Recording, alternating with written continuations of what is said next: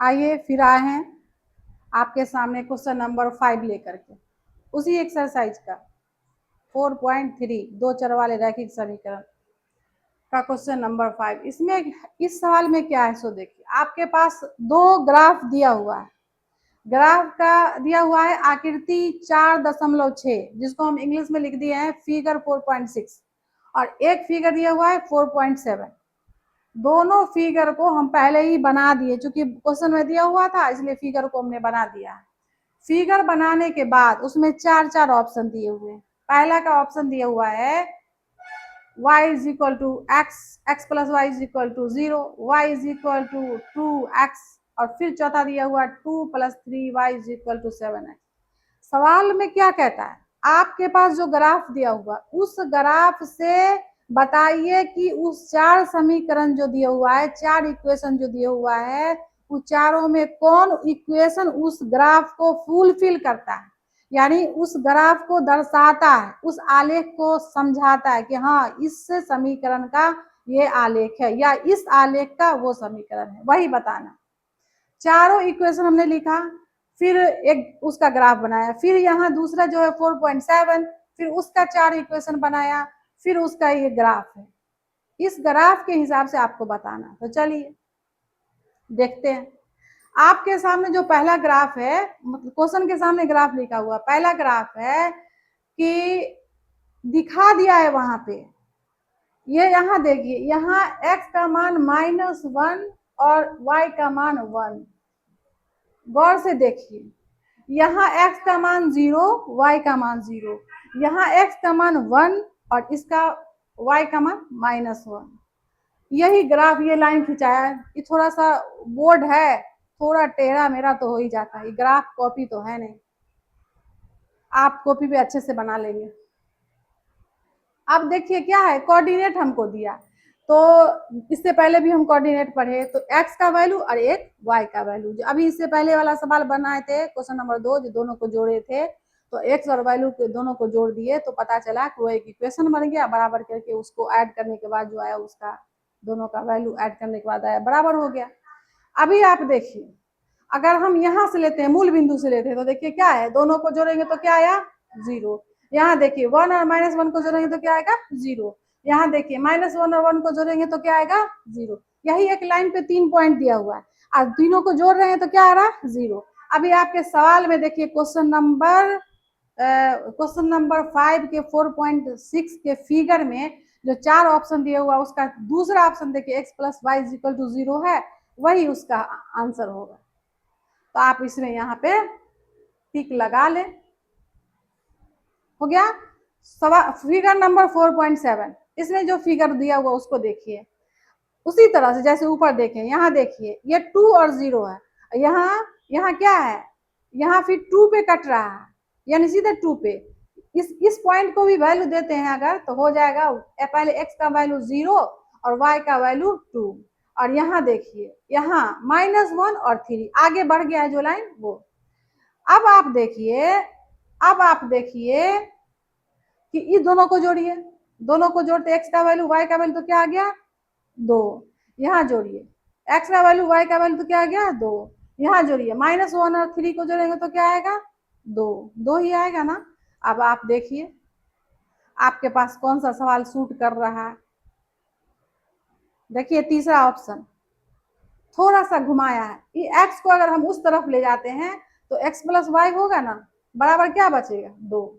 बाकी कोई ऑप्शन वैसा नहीं है जिसको जोड़ने के बाद 2 आता है। पहला में देखिए उधर ले जाएंगे उस तरफ तो क्या हो जाएगा माइनस में x हो जाएगा, फिर दूसरा में भी ले जाएंगे तो क्या होगा माइनस में x हो जाएगा, और तीसरा में ऐसा नहीं है, और चौथा में तो आप देख ही रहे हैं दोनों को जोड़ते हैं तो 6 आता है। तो आपका ऑप्शन नंबर 3 समझ में आ गया होगा। चलिए अब क्वेश्चन नंबर 6 को देखिए, इसमें क्या कहता है क्वेश्चन नंबर 6, इसमें इसका भी थोड़ा सा बड़ा सा क्वेश्चन है, क्वेश्चन को हम नहीं लिखे हैं, आप एनसीईआरटी के क्वेश्चन नंबर 6 को देखेंगे।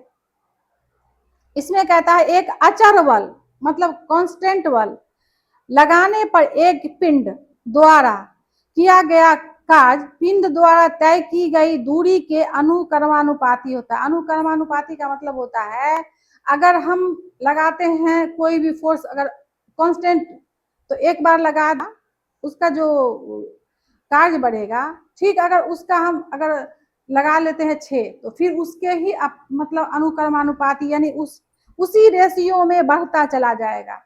ये नहीं है कि वो घट जाएगा, नहीं, अगर बढ़ रहा है तो उसी क्रम में बढ़ेगा, अगर घट रहा है तो उसी क्रम में घटेगा, लेकिन अनुक्रमानुपाती होगा। अगर 1 है, अगर उसका कार्य 1 रखें तो 5 आया, और 2 रखेंगे तो 10 आएगा, 3 रखेंगे तो 15 आएगा, वही रेशियो में वो चलता जाएगा, उसी को अनुक्रमानुपाती कहते हैं। तो आइए इस सवाल को देखिए, इसका भी हम सॉल्यूशन लिख रहे हैं। मान लिए हैं कि माना कि किया गया कार्य कितना है, y है। मान लिए हैं, माना कि किया गया जो कार्य किए, जो हम एनर्जी लगाए वो है क्या, y। अब पिंड है, कोई पिंड है जिससे हम फोर्स लगा रहे हैं, तो पिंड द्वारा विस्थापन, जब हम पिंड पर जब फोर्स लगाएंगे तो वो पिंड एक जगह से दूसरी जगह जाएगा, तो जो विस्थापन हुआ वो विस्थापन कितना है, x मीटर, और जो फोर्स लगा है वो 5 बता ही रहा है कि एक अचर बल है जो एक 5 मात्रक लेकर के उसका बनाना है, क्वेश्चन में ही दिया हुआ है। तो हम ले लिए हैं 5 यूनिट अचर बल है। अब हम फॉर्मूला क्या जानते हैं, फॉर्मूला हम लोग जानते हैं, वही लिखे हैं। हम जानते हैं कि कार्य बराबर बल गुने विस्थापन, तो कार्य कितना है मेरे पास y, अब बल कितना है 5, और विस्थापन कितना है x, तो y is equal to 5 into x. अब क्या कहता है कि 2 गो हमको पॉइंट दिया है सवाल में कि आप जो है पिंड द्वारा तय की गई दूरी निकालिए, किस किस पर, तो 2 मात्रक पर यानी 2 यूनिट पर निकालिए, फिर 0 मात्रक में 0 यूनिट पर निकालिए। तो चलिए पहला है 2 मात्रक, तो 2 मात्रक पर निकालना है, क्या निकालना है, दूरी। तो अब देखिए ये जो हम y है और हमको दिया हुआ 2 मात्रक, तो x का वैल्यू दिया, आपके पास डिस्प्लेसमेंट जो दिया है विस्थापन, ये क्या है x है, x का वैल्यू कितना बैठाना है 2, तो 5 और गुने में 2 बैठाएंगे तो कितना होगा 10,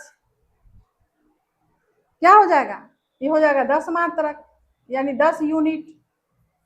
अब देखिए अब हमको क्या बैठाना है 0, तो y इज इक्वल टू 5 गुने में 0, तो क्या आएगा 0, तो इसका लिखेंगे 0 मात्रक।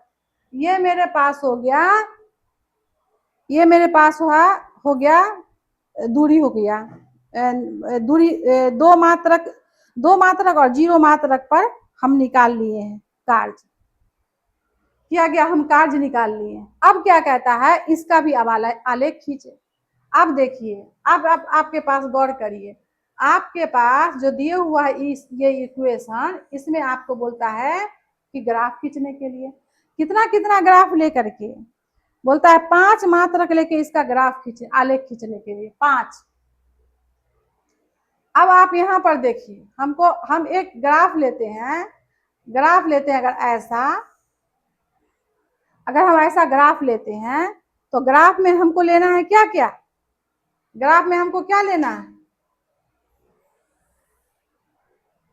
ये रहा x और ये रहा x डैश, और ये रहा मेरे पास y और ये रहा y